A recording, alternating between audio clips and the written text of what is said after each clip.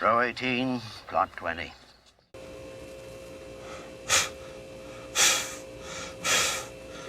Hey everybody, welcome to Now It's Dark. I'm Jim. This is your horror holiday headquarters where I'm doing some new release 2022 horror movie reviews that are themed around Christmas. So today is the movie He Knows.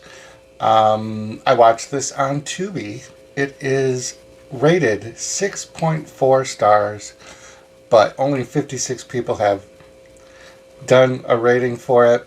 6.4 stars sounds awesome, but it's really, really not a good movie. It's not worthy of 6.4. Let me just put it that way. This movie is directed, and he also shares writing credit, Stephen Morris, and Kermit Merrill Key is also one of the writers. Stars Lynn Lowry, and she actually is very recognizable, at least she was to me. She's been doing movies since like the 70s. There's some other people in the movie that just are collateral damage. A few might be recognizable: Dakota Bruton, Zach Miser, Britt Baker from any wrestling fans. So the story is, little Christina watched Sammy the Elf kill her family. When he returns to punish the naughty in a small Midwest town, she must save her daughter from the same fate. And that is... yeah. So the movie had a $30,000 budget.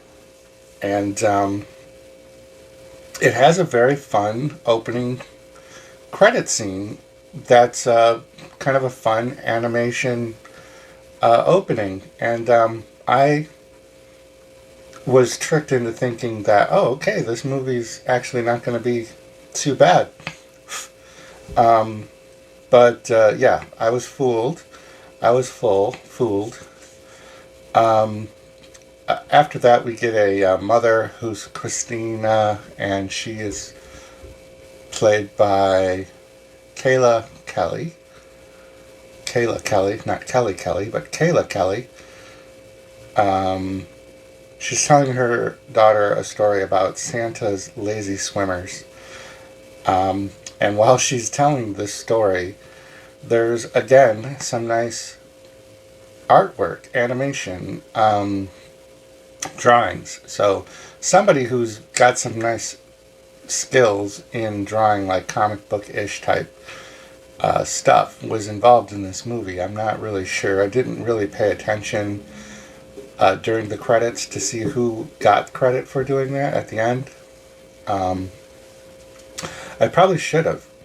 So she's telling her daughter the story of Sammy the Elf, and it's all about how Santa was sad and wanted a son, and Mrs. Claus got together with the elves, and the elves decided to create a son for Santa, and that's Sammy.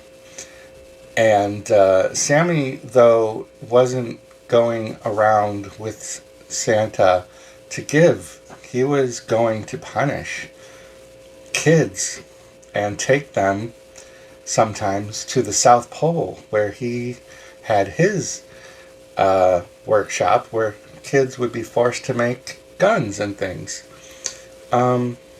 So then after that, we get like a real drawn out, really slow paced introduction to the cannon fodder, the collateral damage characters. And it's very heavily drug storyline based. So if you're triggered by like people smoking weed or things like that, then you probably don't want to watch this movie maybe, because it's very weed centric. So these group of friends are the Christina and her daughter Stephanie. So it's her ex and Stephanie's father is this group of people. They're like his side, and we meet them. We start getting some killings. The look of Sammy the Elf was a little different than what I expected. He's like full size, 6 foot tall, like person, not an elf by any means. And the mask is not like makeup, like they were made to look like a demonic elf or anything like that. But it's more of a costume mask, like a mask you would wear for a costume. The overall look isn't horrible. Like it's like some vintagey looking elf suit kind of, and then this mask. But the story that Christina had told her daughter earlier on was about how Sammy was punishing kids. This elf, Sammy, was killing these people that would be adults. But whatever. We're introduced after that. Couple of killings. Some of the, people don't know the killing happened. This is all on Christmas Eve, by the way. Sorry. And so the story kind of takes place over Christmas Eve through New Year's. And the mother is headed to her ex's, what did I say his name was? Stephen? To pick up gifts for their daughter so that it would look like Christina was able to afford gifts. And she gets into a car accident on the way. Sammy kills a few other people. We are introduced to Christina's mother, who's played by that Lynn Lowry that I was talking about. She's hooking up with the town sheriff. So he's kind of got an interest in the safety of Christina and Stephanie. Was that the daughter's name? Yeah. Christina and Stephanie, yeah.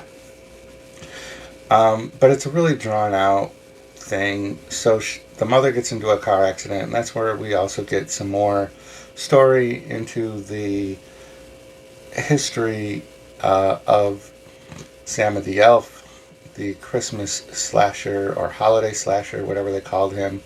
Because when the sheriff shows up at the crime scene, they do this very long, extended backstory, and or flashback, not a backstory, but it's a flashback to the killings years and years ago when Christina would have been a kid and was traumatized. But the flashback has nothing to do with anything.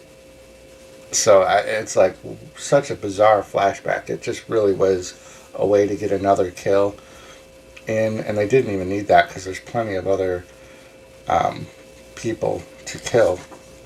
And they do get killed. So since the two friends of Steve were killed, they decided to stick to their holiday plans, which was that they were plans to go to this like big house in the woods, and he was supposed to be taking Stephanie, and he still does. And then the remaining living characters all arrive. 2 of them bring 2 more females, so there's just more like collateral damage. We get some more background of Christina's story.